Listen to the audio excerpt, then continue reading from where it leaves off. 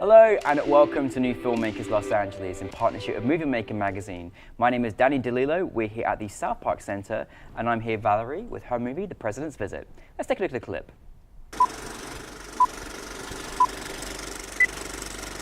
ماشي يابا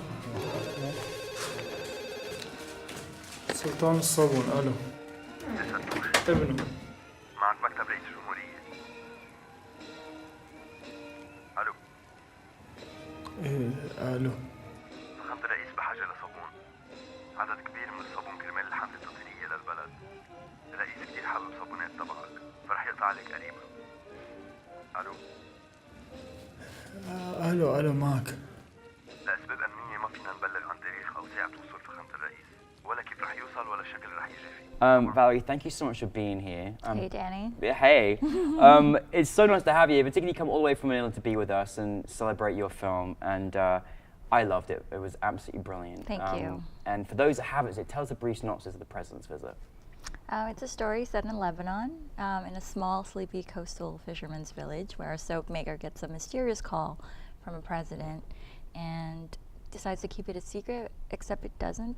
It's not a secret because the whole town finds out, and unfortunately, you know, it tends to kind of set the town kind of in a into chaos. It's a brilliant story. Thank like you. it's so funny. There's so many great moments, such great acting, and I love the essence of the humor. It's just really, really great. Firstly, where did this inspiration come from in creating this particular project? Because it was an epic project for a short film. Right. Well, first of all, I have to credit a lot of the creative decisions with through my director, Cyril Aris, and his co-writer, Munya Akel. And they've been collaborators for a long time, and he's had the seed of an idea in his mind for a while. It's his thesis with Columbia University, the graduate school that we both attended. And it happened during a time, I believe 2015, when we talked about it. It was in the middle of all of this kind of political darkness that was happening around us in all of our home countries in Lebanon, you know, for me in the Philippines and then also in the US. So we just wanted to make just a light-hearted story, but that had like a really strong political commenting in the backdrop. So yeah, Cyril, in his references, you know, he likes a lot of filmmakers and draws from a lot of their styles, and kind of saw this sort of not absurdist, but a little off setting, a little not too real, a little magical even in this sleepy town, and explore kind of the story through a lighthearted. Well, in the end, it doesn't become so lighthearted, but in the beginning, definitely, there's a playfulness to it. Yeah, so you really take us on kind of this really wondrous journey with the character, actually, the characters. And certainly it was a beautiful sleepy town that you shot in. It was absolutely stunning. I fell in love with soap all over again. You know, I was like, oh, the handmade soap, it was beautiful, and it was such a nice story. And I think it's nice, I think in this political climate, no matter whatever you're feeling, it was nice to have something light-hearted around, you know, people's feelings and community and everything else. Now, you produced this. I have no idea how you produced something with all of the characters that you had. There were so many characters. It was such a beautiful place. You had up to many locations. How on earth do you start as a producer with a project like this? Right. Well, with any film, I believe it takes, and any child, it takes a village. So it literally it took a village because, you know, I was actually, because I am not from Lebanon, I started collaborating with Cyril creatively on the story. But then I have another producer, Mark Fidel, who was instrumental in getting things off the ground as far as logistically in Lebanon. Mark has done, you know, many other films and commercials and you name it. And so we just trust him to be able to put together a team. And then Cyril and Munya, and they have a trusted team that they worked with before, like Joe, their cinematographer, Isa, their production designer. So it wasn't, there's not a big learning curve because everyone's done something very recently together. So it was kind of jumping into something a little bit more ambitious, but with a little more ease, and definitely that camaraderie that they had. And then as far as producing the other parts of it, you know, financing obviously is a big one. It's writing it's a lot of grant writing, actually. Yeah. It's a lot of convincing people why the story had to be told at that time. It's organizing a lot of planning, logistical planning to prove that we are capable of doing it.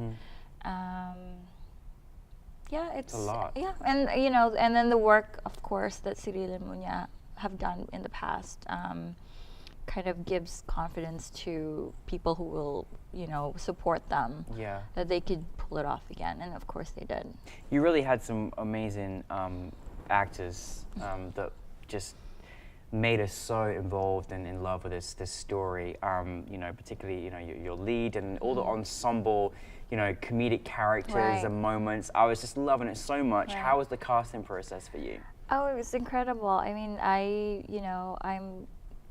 it was a rigorous process because Cyril was looking for something distinctive in each character, and it's a town that we were casting, so each person had to have a certain look. Even if they don't have a line, they were, you know, wardrobe and makeup and all of that had to be like carefully tweaked to how Cyril wants it. And then of course, like the leads, I was at the Q&A, I was asked the same question, and Fouad Yamin is definitely a force to be reckoned with. He's already doing a lot of things in Lebanon. Yeah. I believe I saw him hosting like a game show, but because I'm not from Lebanon, I'm not familiar with his work, but he's definitely, he's doing things, big things over there. Yeah. And then Nicholas Daniel, who played his uncle, is also another veteran actor who is, you know, very well respected over there. And then Siham as the mom. She has a tiny role, but it's like so powerful, even if it's just stoic silence. You know, she gives a lot to the camera. Yeah, I love those moments actually. Like there were so many little moments where, you know, you've got these little moments between characters, and they may not say anything, but they say so much. Yeah. You know, and I thought that was so clever. And I was just so involved in this town and this.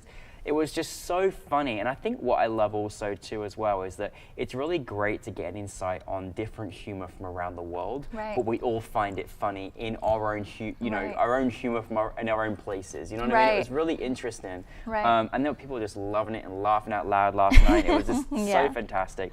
What was your biggest challenge you faced in making this project? Oof, if there was any. Oh, there's so many in every film. This particularly, I know Cyril and they have challenges, you know, shooting. Of course, getting the film made, number one is financing. It's probably one of the basic things that you need in order to get a film moving. But once we had the support from Doha Film Institute, and then we had a Katarina Otter Bernstein grant from our school, there was a big sigh of relief, because this is the kind of film where you need to invest a little bit on the production. It's like production design heavy if you watch the film, so you cannot really you know, be so thrifty on certain things without having that look that you want. And luckily our production designers just works wonders in stretching the dollar. No, it did a really fantastic job in that place. But then, you know, as a producer, because I try to do multiple projects in different countries, it's always the adjustment phase. It's always, you know, trying to immerse in someone's culture and be respectful of a culture that's not necessarily mine, and learning new things and how crews run and how people operate in different places. And, you know, getting people's trust. So I feel so safe, Valerie, if you were my producer. Like, I'd be like, oh, she's got everything covered. You can just feel it, you know. And I think that's a very special quality that, you know, that you have to be like a nurturing person, I think. Yeah, but you're the balance and act of everything, and you keep it going and flowing. And I think it's a really, obviously, a very difficult role, but it's, you know, a role that clearly you can do very well. And you have to be calm when things are not going so well, and you know. Because when you're calm, it actually has an effect on everyone else to be calm as well, and so that's such an important thing. I really love that you also are very interested in working in different countries, and I think that's such a wonderful thing because I love it myself. It opens your mind, opens your heart, and you just experience new places and new things and new ways of living, and I love that. What was it like, making this obviously over in Lebanon, and then bringing it to Los Angeles with NewFilmmakers LA, and then bringing this film to the home of the Oscars, for a particular focusing on Middle Eastern film. What was that experience like last night for you? I honestly had no idea what to expect until, I was off of a plane, and I came to the Mary Pickford. Mary Pickford, yeah. Mary Pickford Center, and was immediately overwhelmed with all the people, all the wonderful crew who was running the show, and everything was running so smoothly, and just the prestige of being in the home of the Oscars and seeing the statues and the little exhibits. It's quite humbling. And then of course the response of the audiences and the people that I met, the industry people that I've met prior to the screening. It was great. I felt like an overwhelming. I didn't even know how to take it. I'm still taking it in. Yeah, I love it. Yeah, and I really wish that Cyril could have made it so he could see it for himself. Well, I think it's really great that you got to experience all these amazing opportunities to meet different people. And I didn't even realize there were so many Oscar winners in the audience. The president of the Golden Globes was in the audience last night. I mean, all these amazing people, and they were so happy and supportive of just this great talented work, coming from all over the world. It was really great. I usually ask what's coming next for you, but I think my next question is which country are you working in next, really?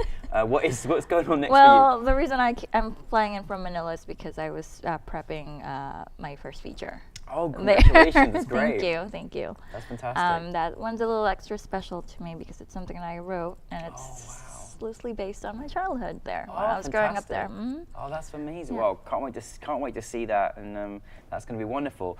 Now, for you as a producer, what piece of advice have you got for any, future producers out there, or things you've learned so far, or things that you resonate with you about how you operate as a producer in your life? I would say just be open to, I learn something new every day. Again, I've found a liking to learning about cultures that I'm not necessarily familiar with.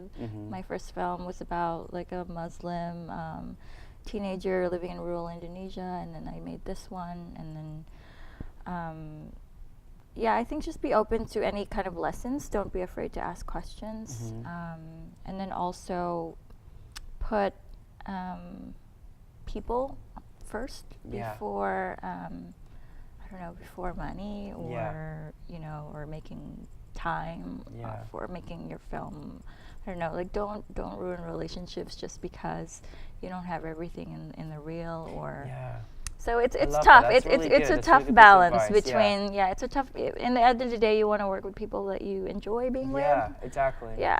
No, I think that's really good, solid advice because I mean we forget that when we're in the moment, and it's very important because you are building this together. Right. And so that's wonderful. Listen, I love, as you know, I love The President's Visit. I'm a huge fan, and really looking forward to seeing your first feature. But thank you for being with us. Thank you. Congratulations to you and everyone, The President's Visit, because it was a fantastic film. So thank you very much. Thanks. Valerie, everyone. Thank you.